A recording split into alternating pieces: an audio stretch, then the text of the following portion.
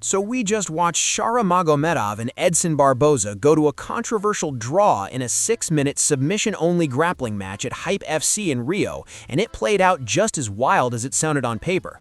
This was a pure grappling showcase with no points and no strikes, held in a roped ring instead of a cage, so there was less chance to use wall walking or cage control and more forced resets when they drifted into the ropes.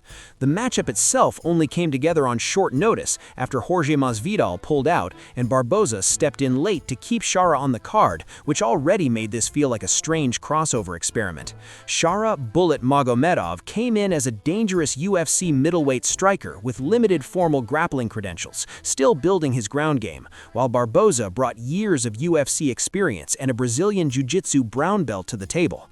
At the weigh-ins, the size difference was already obvious, with Shara looking thicker and heavier despite only a few pounds listed between them, which hinted that clinch work, balance, and top control might lean his way once they actually hit the mat. Once the match started, Shara did something that told us right away this was going to be awkward. He flashed knees on the feet, even though strikes were illegal in this format. It looked more like muscle memory from MMA and Muay Thai than actual dirty tactics, but it still set a strange tone and reminded everyone that both guys are strikers first. Barboza was the first to really commit to grappling, using level changes, feints, and entries to shoot for takedowns, and trying to lean on his brown belt fundamentals to get this to the ground. The problem for him was the size and balance of Shara, because every entry turned into a strength battle and a scramble instead of a clean technical finish that put Barboza in a strong position, especially with the ropes limiting how long they could grind in one corner. Around the halfway mark of the 6-minute round, Shara finally shifted the momentum in a clear way. He hit a trip from the clinch that took Barboza down and put himself on top, which is exactly where the bigger, less experienced grappler wants to be in a submission-only match with a short clock. From there, he started working toward a pass, using heavy head positioning, shoulder pressure, and a low base to try to smash through Barboza's guard, instead of playing a slow, technical sport jiu-jitsu style. Barboza answered like a legit brown belt, using hooks, butterfly-style lifts, and stiff frames to stop Shara from fully clearing his legs, while also using the ropes behind him to help reset his hips when Shara tried to slide into side control.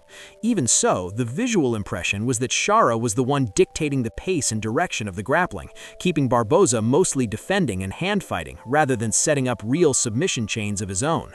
With about 20 seconds left, Shara made a very clear tactical choice that told you how aware he was of optics. He let Barboza stand back up instead of staying in a messy scramble near the ropes, then immediately took him down again to finish the grappling sequence on top in the center of the ring. In a submission-only format where judges and fans still pay attention to who is leading the dance, that kind of late control can matter a lot for how people feel about the result. Then, after the final horn, we got the truly bizarre moment when an event figure tried to force an extra 1-minute round on the spot, like an overtime round in pro wrestling. Shara seemed ready to keep going, but Barboza turned it down and instead asked for a rematch later, which said a lot about how he felt that 6 minutes had gone. Despite Shara getting the key takedown, logging the main top control time, and finishing the bout on top twice, the match was officially ruled a draw. To make it even telling, Barboza raised Shara's hand after the result was announced, almost like he was admitting that Shara probably got the better of the grappling in there. The controversy mostly comes from fans and analysts who watched Shara control the major positions, while Barboza's offense from bottom and on the feet never really turned into serious submission threats.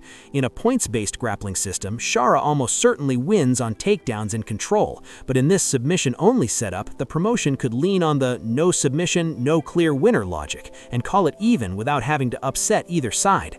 And if you like these deep-dive grappling breakdowns, hit like, drop your take in the comments, and subscribe so you do not miss the next one.